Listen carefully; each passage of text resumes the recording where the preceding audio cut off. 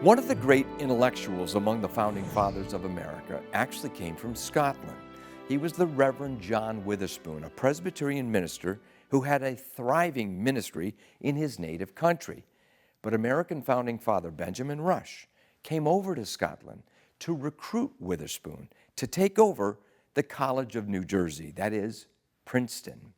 Here are some remarks about Reverend John Witherspoon that come from Hugh Whelchel, the founder of the Institute for Faith, Work, and Economics, and from Reverend Dan Fisher, the author of a book about ministers during the American Revolution called Bringing Back the Black-Robed Regiment.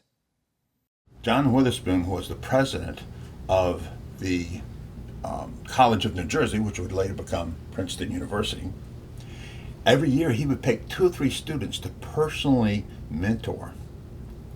Madison was one of his students that he personally mentored. Interesting enough, Madison wrote his senior thesis on religious liberty. So he had had 4 or 5 years under Witherspoon's guidance. Witherspoon was the only ordained pastor to sign the Declaration of Independence. Very involved in the whole revolution. Once again, because he was a pastor, he's been written out of the history books. John Witherspoon is one of these unsung heroes that most people don't even know about. John Witherspoon was a Presbyterian, so he's a preacher, but he's also the president of Princeton. Now, Witherspoon did not actually carry a flintlock in the war, so he wouldn't have been a Black Robe Regiment member in the sense that he was out on the battlefield, firing a musket. But Black Robe soldiers showed up at a lot of different levels. Witherspoon was a member of the Continental Congress. He was, like Ben Franklin, very influential in the signing of the Declaration of Independence, where Franklin's speaking at the Constitutional Convention.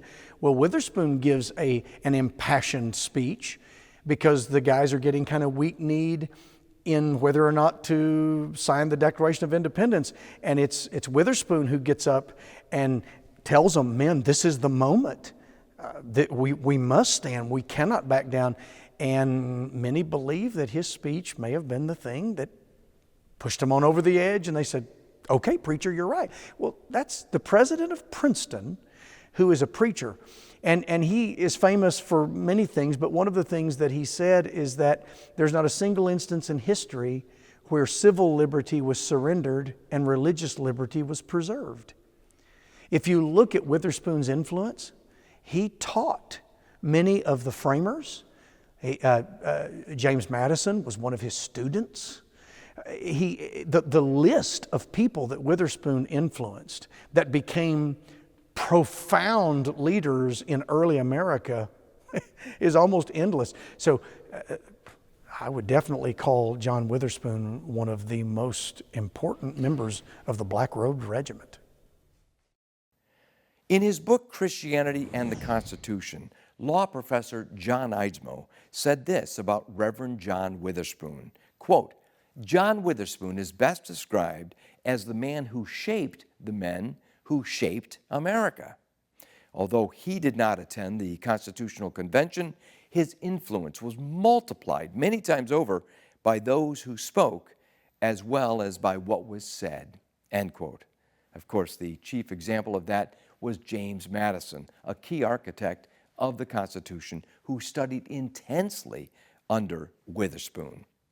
Dr. D. James Kennedy used to tell the story of how during the growing conflict between Great Britain and the American colonies around the time of independence, one of the British leaders said in Parliament, "Cousin America has run off with a Presbyterian parson." That Presbyterian parson, of course, was John Witherspoon, a man whose contributions to American liberty should not be forgotten. For Providence Forum, I'm Jerry Newcomb.